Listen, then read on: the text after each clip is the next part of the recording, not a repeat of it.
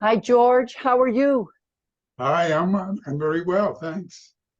Yeah, happy to Great. be here. Welcome. Well, I am so happy that you're here as well. I want to welcome everyone. My name is Linda G. Robert, and today I'm meeting with George Pitagorsky. Welcome, George. Thank you. And George offers coaching and teaching to share his over 50 years of experience dynamically balancing roles in business and at home and in the community.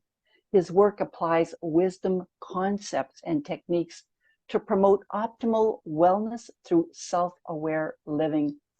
And a couple of interesting choices of words here, George. Wisdom concepts and techniques and self-aware living. I want to start with that, please.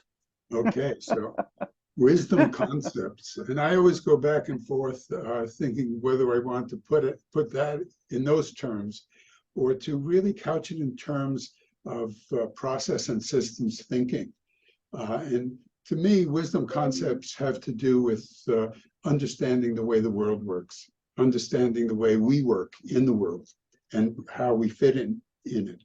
So the wisdom concepts are recognizing that the nature of our lives has to do with impermanence, uncertainty, the recognition that sometimes things are really nice and sometimes things are not so nice. We face unpleasantness as part of our lives, and recognizing that and seeing that the attachment to and aversion from the not so nice parts of our life keeps us down, keeps us from being well and happy. So wisdom concepts are basically saying recognize the way things are, reality. Everything is caused by something. And the causes and conditions are very, very subject to change and complexity. So we live in this realm, and we can step back with the proper intention and be comfortable in it. And through being comfortable in it, our wellness increases and the capacity to perform effectively increases. Mm-hmm. Mm-hmm. So that's, to me, what wisdom concepts are really about, changing the mindset that one might have, that might not be leading towards this capacity to be optimally well. Right. And this is self-aware living concept. So self-aware living is a term that, again, a lot of these terms have multiple definitions depending on who you ask and when you ask it. But for me, self-aware living is the kind of lifestyle and mindset that allows one to see the inner workings, their own inner workings, the way they operate and where they fit in the world. So one is self-aware, one is able to explore and observe oneself without being, overly ego attached, Mm-hmm. So that kind of living where one is really in touch with their inner workings, the belief systems, their mindset and so forth, and how that's influencing their emotions and their behavior. Mm-hmm. So self-awareness. Mm-hmm. Yeah. So I'm wondering, with these concepts, because I know you do teaching and coaching, with these concepts, which ones would you be more apt to teach, and which ones would you be more apt to use to create awareness through coaching? Well, in my case, I use both of them in both instances. I come to being comfortable with coaching and teaching because I've explored the same concepts and the techniques that go with the concepts. Concepts alone are wonderful, but unless we embody them in some way and go beyond our intellects, they're interesting, but not necessarily as useful as they could be. So Mm-hmm. for myself, I use these concepts, and when I coach, depending on where we are in the coaching experience and the nature of the, like the person that I might be working with, I will explore these concepts with them so that they get a better understanding of where they fit and how they're operating, perhaps somewhere below the surface of their, their consciousness, and how that might be affecting them. Recognizing that most people that come for teaching or for coaching are experiencing something they don't like. Right. If they were perfectly happy and satisfied with their life, what would they need a coach for, Yeah. So there's something there that's bringing them to the table. There's, in the terminology of Buddhism, it's suffering. There's this quality of anxiety, whatever it is, that's making a person less able to be as optimally effective in the world for themselves, and of course for those around them as well. What is it that's getting in the way? So I work with people to help them answer that question. And we'll come back to, right. I want to come back to that in a second, but I want to talk about you, because you mentioned you apply these principles as well. Yeah. And I want to know a little bit more about your background in terms of wellness and how you came about to eventually practicing some of these principles yourself. Oh, okay. So I would take us back to the early 1970s. And up until that point, I had been, experienced psychotherapy in some way and studied psychology in school. But in, I think it was 1971 or 1972, my wife was diagnosed with a thyroid problem. And she was told that she needed to have her thyroid removed. So she also was told by somebody that she should try yoga, because it could have a very positive effect and she might be able to avoid the operation. So being open in that day and age, I mean, I don't know if you were around in the 1970s, but it was kind of interesting. I was in high school, but I was still around. Yeah. So we were, here we were, and said, okay, let's do some yoga. So together we went to a yoga class in our neighborhood that was teaching Kundalini yoga, which is like a fierce quality of yoga, intermixed chanting and breath work. And it was being taught by like a wonderful hippie yoga teacher, Gabriel Halper. And so it opened up this, first of all, my wife didn't need to get her thyroid removed after, several months. And then it opened us up to this experiential aspect of the psychology and, all of the other stuff that was going on in our mind and in our relationships. So, and all during this, I'm a business person, started a company, and was involved in a consulting startup in the tech industry. So I'm doing both of these things at the same time, leaning more and more towards the spiritual, leaning more and more towards the exploration of who I am, self-awareness. Right. So I ultimately dropped out of my business realm and took training and did retreats and went to something called the Naropa Institute. And then over the years, had the really great, wonderful fortune of being with teachers who were like, world-class teachers of meditation and not only mindfulness meditation, but other kinds of yogas and meditations and conceptual systems that really gave me a sense of how all of this fits in, not in the cave someplace, but in the real world. So after a few years of being out in that hippie / yogi realm, I came back and became a project management consultant, trainer, developer of educational software and education programs, internationally speaking on the concepts of project management, culminating in a book in 2007 called The Zen Approach to Project Management, as well as two other books. Zen approach. The Zen Approach to Project Management, and Right. another book on conflict management and how to apply mindfulness in that context, and another book on expectations management and how our expectations and the ability to manage them is enhanced by mindfulness and this kind of wisdom thinking. Right. Yeah. Right. So basically, my background leads me to know that what I am teaching and coaching about works. It's very, very practical. Right. For me, it's just, Yes. I'm not coming from a place of theory, though I have a So background. how important, yeah. No, please continue.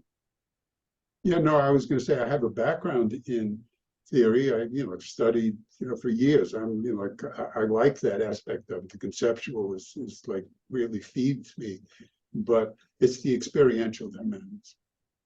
Right. And a I was going person to doesn't. ask about the, Say again? and a person, no, I was going to ask about the practical, but please finish your thought. And a person doesn't Well, have to. the practical aspect of it is that when we can embody this and have this kind of experience that shows us that by having an appropriate mindset, by taking care of the obstacles that are getting in our way, by doing some kind of physical and mental exercise, that combination of things will give us the ability to live in a really effective way. So how do you tie in wellness to this? You talked about mindfulness. Let's talk a little bit more about wellness now. So mindfulness is not an end in itself. It's a means to an end. Wellness is kind of the end. It's basically wellness is really putting together the model that I'm currently using is 8 facets to it. Physical health, finance, relationships, emotional, etc. So we have this complex of wellness factors that we blend together to give us a sense of effective presence, feeling good, not having anxiety about not having enough money and all of that kind of stuff. And even given our emotional wellness, even if we didn't have enough money and the anxiety was coming up, we would have the ability to deal with it, and to deal with it in the most appropriate way that feeds our physical well-being, that feeds our health and so forth. So wellness to me is a very, very effective goal. And optimal wellness, which is, puts a little qualifier on it, is not perfect wellness. You can be, really suffering from, a terrible disease or some difficulty, physical difficulty, and still be optimally well as you can be. You can be. I think that's the key word, as well as you can be. So as well as you can be. Yes, so that's right. Right. So and how? No, let me just say that wellness is enabled by mindfulness and self-awareness. And it's when we take that base of mindful self-awareness and we build on top of it a lifestyle that's in keeping with our conditions, we now have the ability to live and be as well as possible. Well, how open is the corporate world now to all these new concepts, or maybe not so new? Yeah, well, these concepts are not particularly new. Some parts of the corporate world the US Army, for example, Google have, for maybe a decade or more, taken these kinds of concepts into consideration and offered trainings in terms of it. We're seeing a very large interest in emotional intelligence in industry and corporate, on the corporate level. How deeply it goes into the organization's fabric, it takes a while. I tend to work, I work in the past with organizations as a consultant and a teacher and so forth. Today, I'm more aligned with working with individuals and small teams. And it's my feeling that it's at that level that these concepts and techniques are really going to make the most difference. Corporate level, other people are working at that level, and if someone calls upon me to be on a panel of some sort, there's no problem with that. But feeling that what I can offer most effectively is to individuals and to small groups, teens, families, what have you. Wonderful. So what type of challenges, wellness challenges, if we could say that, would they be facing, these families, these teens, these individuals? Well, some of the basic issues that people face, you have a lot of people facing anxiety, is what I'm finding. That I haven't done a full survey, but it seems that more and more people are reacting to the significant uncertainty that we're finding in our world, both on an ecological level and a political level, and so there's more and more turmoil. There's a tendency towards uncertainty, chaos, quick change, and so forth. So what we find is that people are anxious, and another group of people might be experiencing some degree of depression or sadness, or just operating on a lower level than they could be operating on. Other people are angry. So those are the three biggies, so given those, what happens is that someone will realize that, we said before, people don't come for coaching if they feel really wonderful. So people will now come because their sense of anger or anxiety or whatever their emotional quality is, and how they start to see that it's affecting their behavior. It's affecting them at work, it's affecting them at home, etc. So they're coming and they're saying, well, how can I fix this? How can I get rid of the, the pain and the, like all of the challenges, and reduce my stress and so forth? And I say, well, there are different ways we would work with reducing stress by doing some relatively simple exercises, meditation exercises, visualizations. I work with very, very simple body work, where a person learns how to work with their posture and breath in a very, very, anybody can do it. You can be in a wheelchair and do these kinds of really inner work, getting in touch with the sense of your body. So between some kind of meditation practice that teaches people to calm themselves, and body work, which also not only calms, but brings a person to the present. So that now begins to soothe the surface, but it's not dealing with the underlying cause. Given the fact that our world seems to be, in turmoil regularly. I mean, it's like, this is not particularly new. I mean, we've got thousands of years of, everything from droughts to fires to wars and pestilence and all this kind of stuff. It's not particularly new, but it's very much more in our face. It's affecting us, not those people in the 14th century, So now we have the possibility of just being happy with using these techniques to calm yourself down, take a couple of pills, and you won't be anxious anymore. Or cut the roots of your anxiety and realize that you can be present and aware and actually content and happy in the midst of all of this.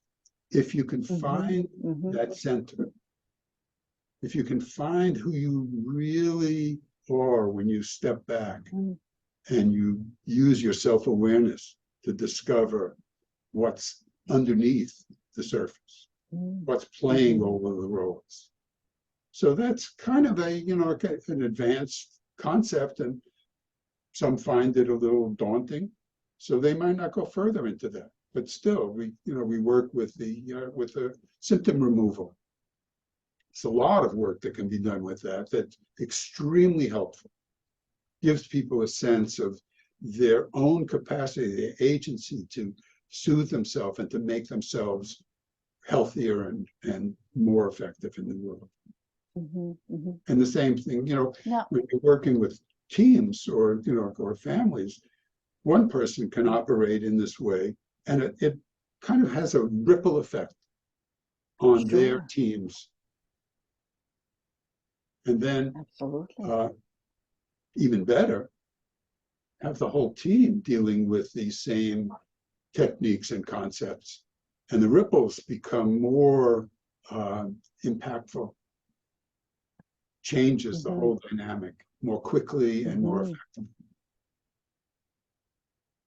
Yes, I suppose you do have to treat everyone involved, or help everyone who might be directly or indirectly involved. Yes and no. I mean, it would be lovely to do that. And, one of the elements that we, find as part of a wellness mindset is the desire to be of service and to help. But as an individual, one starts by helping themselves. I don't mean in an egotistical way, but you can't help other people unless you become centered in yourself. And I once asked a teacher, like a old guru, how do I teach my children about what we're learning here? And he said, very wise man, Dujang Rinpoche, he said, just be a reflection of these teachings. Right. Yeah. So that's saying that, if you get your act together and you are no longer taking part in the unsavory aspects of your, like your team or family relationships, you're going to create a difference. That's right. And you'll respond differently. Yes. To your children, to your husband, your wife. Exactly. That's right. They'll notice a difference. I'm wondering, are there any assessments that you need to do at any point with some of these individuals, or? Yeah, I don't use assessments particularly. I believe in, not that I have anything against assessments. I just find that people need to assess themselves rather than rely. What I'm really teaching, what I'm coaching about, is the ability to create your own self-awareness so that you can see for yourself whether or not you're becoming calmer, more effective in your relationships, more effective at work, more healthier, less anxious, less sad, less angry, not as reactive. And it might be happening relatively slowly. It's not, this is not a big bang kind of thing. This is a gradual unfolding. So how does one even get comfortable with the fact that they might still be angry, and have no way of stopping being angry, but being okay with that because they've stepped back. So it's that combination. And are people still feeling the effects of the pandemic, do you think? I think so. I live in New York City, and more and more people are wearing masks. I think that the pandemic, coupled with all of the other stuff that's going on politically, and ecologically, are coming together and creating a kind of a bit of a superstorm. So it's not just the COVID, though that certainly has a residual effect, but people are confronted with their mortality. So that always is like a bit daunting, and it has I think, a long-term effect. It's like grief. It doesn't just go away because somebody says the pandemic is over. So yeah, I think that there is a residual effect from the pandemic, but also it's meeting up with the uncertainties that are in addition to that. That's right, because it's our life is never stable. There's always something that's going to bring on some instability to it, whatever that is in the moment. Exactly. Now, I'm wondering, could you share one interesting story, from a client who has achieved, an improvement, an overall significant improvement, or better than they were when they started working with you? Okay, I have one person that I work with who, or in combination friend, student, etc. He underwent an accident. He's been, he's been studying with me and with other teachers for over a decade or so. And he reported back that he broken a bone in his leg, and it's like in his late 80s. So that is a really serious kind of thing. He was laid up and really couldn't move around very well and needed to be taken care of in a rehab center. And I shared with him some body work. Given that he couldn't move around, what could he do with his breath and his awareness internally to allow his internal energy to do the best that it can to help in the healing, and to also give him the step back, which he already had mastered, the ability to not be as emotionally reactive, but to get that extra hit of being able to find a deeper way of coming in touch with that. He fed back that it was extremely helpful, and now he's happily he's walking again. Yeah, isn't that something? It was I'm sure that they're more than what these teachings, more so than what I'm teaching, gave him the ability to not allow his disability to get in the way of his capacity to continue to improve. A lot of people, get to that stage and they just lose it. They become depressed. Right. The future starts to give up. To impact them and so forth, and they don't take the energy to do the physical work and the emotional work of coming back, becoming. So it's not, back, but going forward in a way, in a wellness way. So it's not just spiritual, and it's not just physical, and it's not just emotional work that needs to be done. Part of that wellness model that you were talking about. Yes, exactly. It's really it's a combination. It's no one thing is going to resolve the kinds of issues that most of us are dealing with that would bring us to coaching or teaching or whatever it is that we're trying to do to make our lives more effective, more to be happier, to be more accepting of what's going on in a very active way. And then from there to be of service to others. This is what we're after.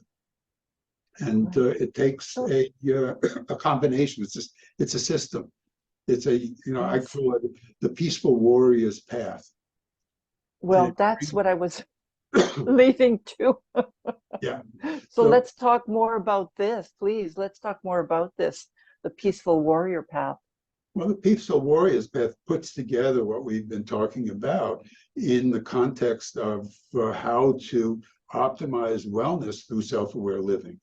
And what it really addresses is how we take the concepts and a set of core techniques and use them in very practical ways in our relationships, at work, and in other aspects of our lives, so the physical aspects and so forth. So Mm-hmm.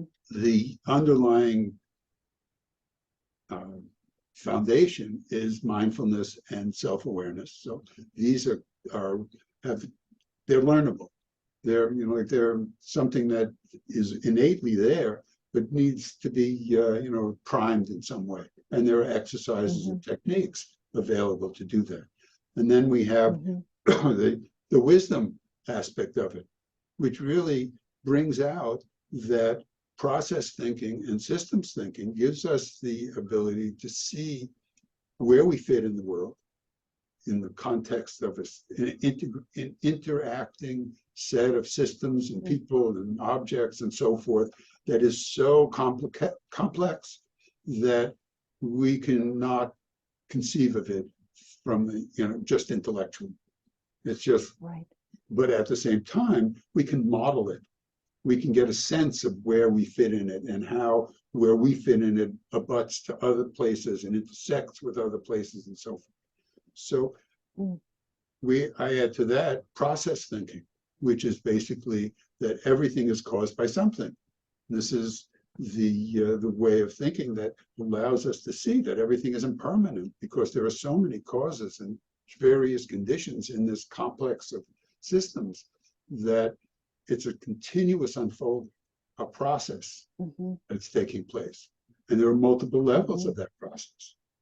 The inner level, the inner process, is basically seeing how our emotions, our feelings, and our thinking internally is leading to our behavior and reinforcing our emotions and feelings and thinking. So that's on the inner level. And then externally, we see all of the other aspects of our life that are behavioral. And we can work with those because they're more obvious. But at the same time, we understand that any external behavior is the result of an internal process.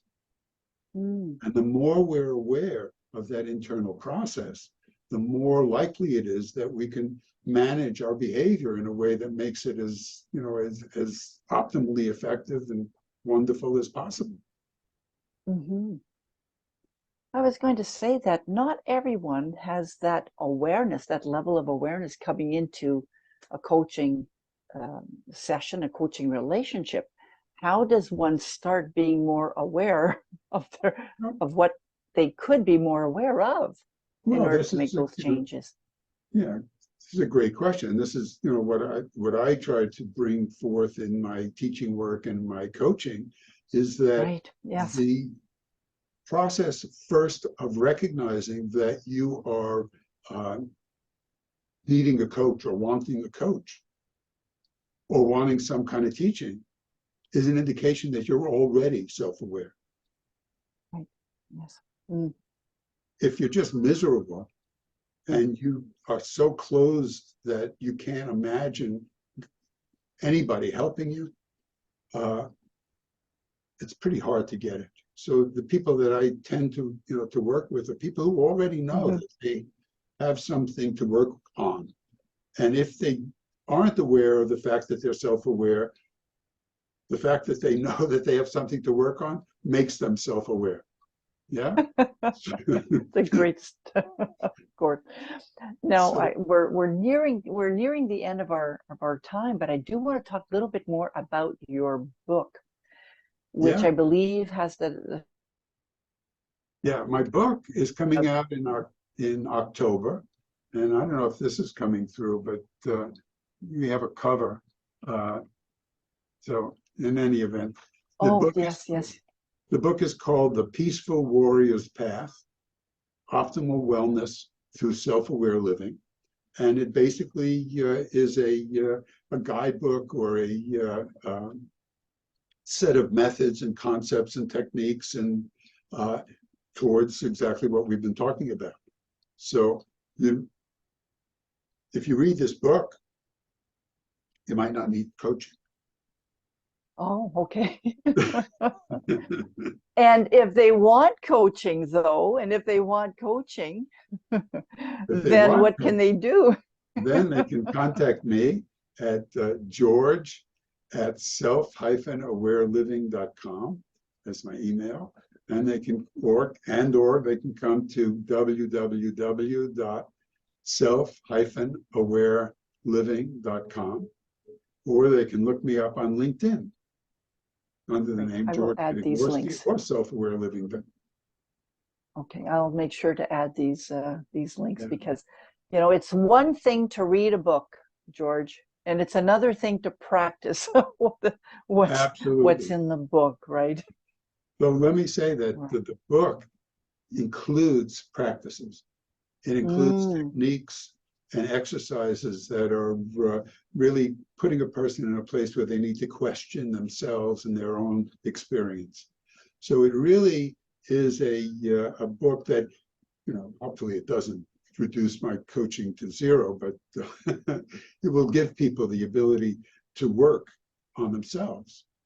And right. the more that Well, they and can do yeah, that, the more effective they can be in their own life. It builds a certain degree of confidence. And then, as you were saying, it's different when you have the ability to have a dialogue with a person and to right. dig a bit deeper into what's going on and to see how it fits under Hmm. these circumstances where it doesn't seem to fit in one's life.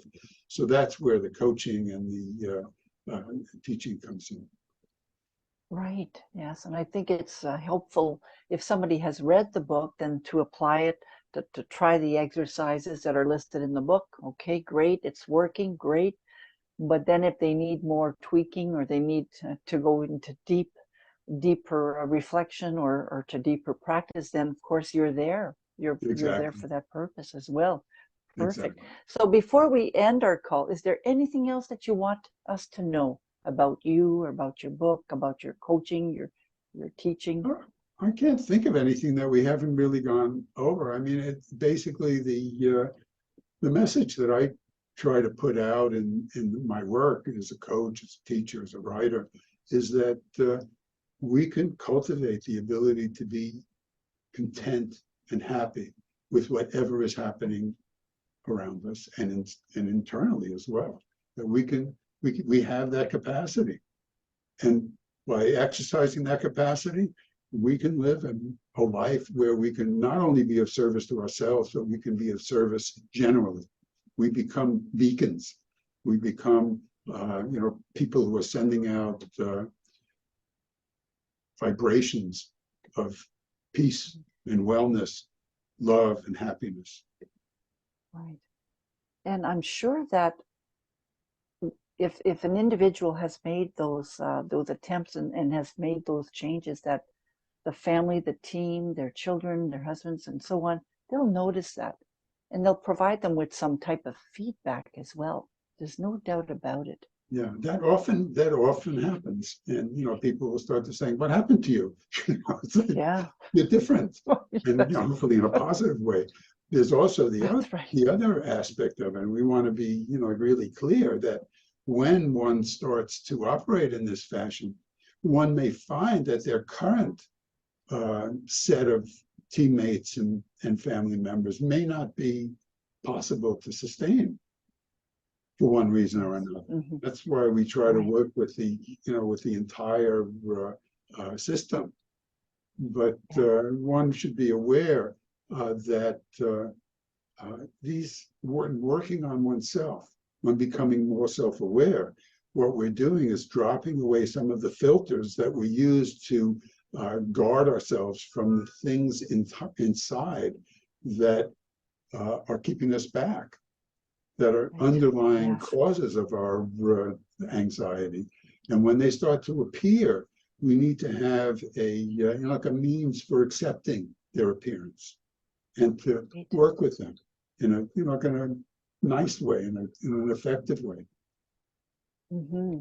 So And we I can see that once, that. yes, yes, and once those layers are removed, then I could see how that could maybe change the dynamic in the relationship or in the team and so on. Yeah, not so much once they're removed, but as they're being removed, As they're being dealt with, and they may even never be removed.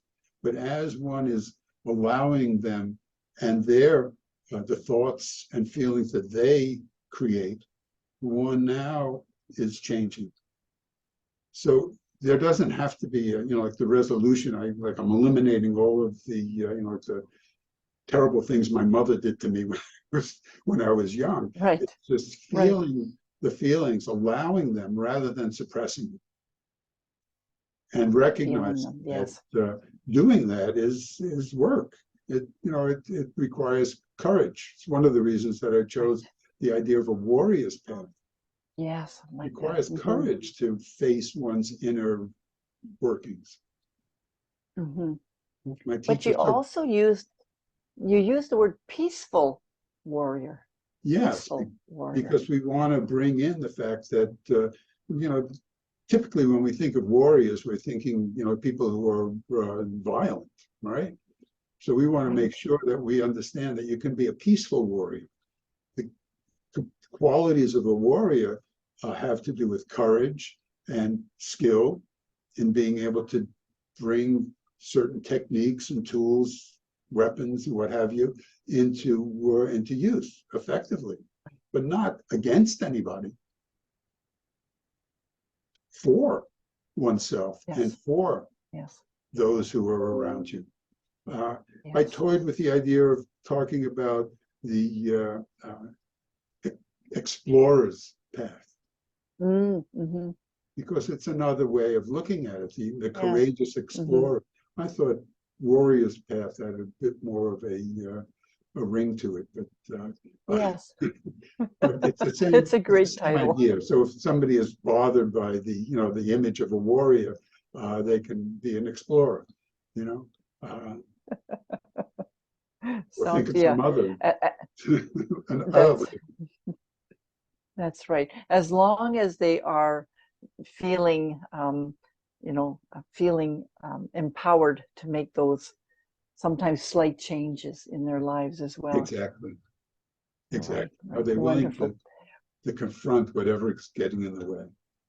That's right. Well, we're going to end our call here, but I want to thank you so much, George, for spending some time with me today and spending some time with us as well. And I will be adding those links as well, so people will be able to find out, how to get more information from you. So thank you again, and we'll bid everybody an adieu. Bye-bye, everybody. Thank you again. Bye-bye.